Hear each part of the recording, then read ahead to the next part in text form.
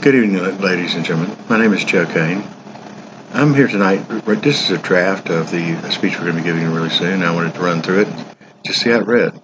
I'm with the Foundation for the Prevention of Abuse of Women and Children. As humans, while we are on this earth, we have little choice but to seek food, shelter, and medical treatment when needed. Even above these needs are family, companionship, and love. Without the latter, the former will surely die. In the poet's hand, the pen paints a picture that endless suffering is ended by a passing glance or a slight smile. But in a starving nation, the poet's pen has been laid to rest. Their power to stir imagination and emotion quieted by a blight on the land. There's no fungus, no pest, no disease. It is instead a thing called desperation. Working people for decades made less money each year. Raises, if any, were raised by inflation, taxes, corruption, and lies. For a mother and her baby standing on the side of the road, it is very real. Her meager existence wiped out. She can no longer produce milk for her baby, so she begs passing strangers for food. No one even acknowledges her. The baby screams louder and louder, drawing scorn from the crowd.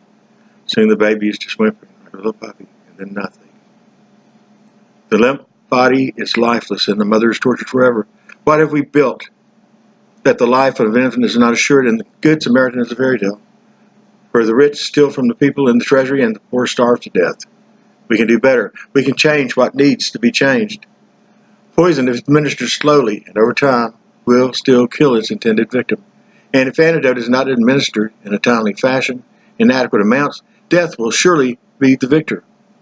The poison that has wounded the Philippines nation is the disconnect between increases in productivity and decreases in wages for working people.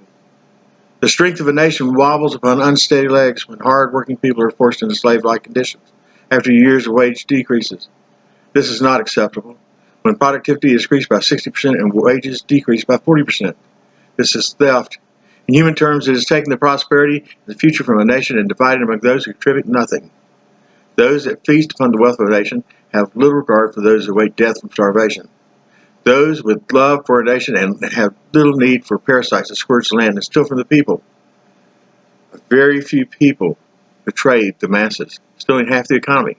The whole idea in capitalism is the economy is to reward workers when productivity is increased, not decrease their pay and force them into poverty.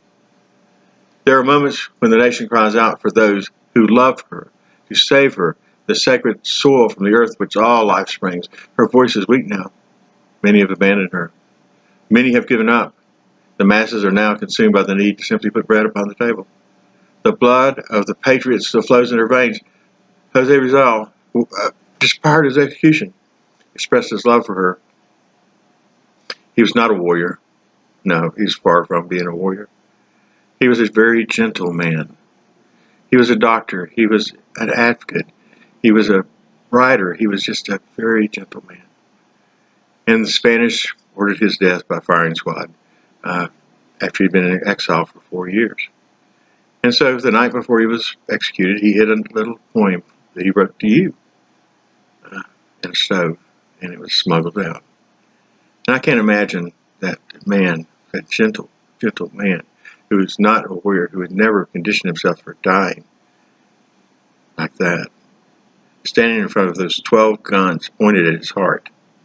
I can't imagine the feeling that he had when they shot him, even before they shot him. The fear that must have been racing through his system. But he stood there and he took it. And he took it for the people. But he wrote you this beautiful love poem right there. I only included a couple of verses. I encourage you to go read the rest. But this beautiful love poem he wrote you right before he died. And I wanted to read a couple of verses of it for you. Farewell, my adored land, region of the sun caressed, pearl of the Orient Sea, our Eden lost. With gladness I give you my life, sad and repressed. And were it more vivid, brilliant, more fresh, and at its best, I would still give it to you, for your welfare at most. On the fields of battle, in the fury of fight, others give you their lives without pain or hesitancy. The pain does not matter. Cypress, laurel, lily, white, scaffold, open field, conflict or martyrdom site. It's the same, I ask, if asked by home and country. And now your martyrs lay alone, abandoned their graves, their lives given for the love of their nation. Tyrants celebrate their victory, but the patriots have not given up the fight. They're still calling out to you to remember what it means to be a Filipino. It's not just a name, but a force that unites us all. The love for a country that is joined with many deep-seated beliefs. A country where people are proud of who they are and celebrate their loved ones even in death.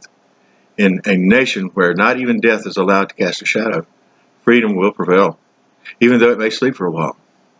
A people that can conquer death will not be bound in chains forged by man. They will be free always. They will break the chains put upon them by the ill times and conquer those who tread upon their will. Freedom is not just a word, but a state of being. In the absence of freedom, there is only death. The land calls for her people. The land is the people. The people should not run away. People should defend her. She's our mother. She holds us safely in her arms. She's saying that she loves us. She wants us to live a good life filled with prosperity, freedom, a land where liberty is assured and fear is absent. Thank you very much, folks.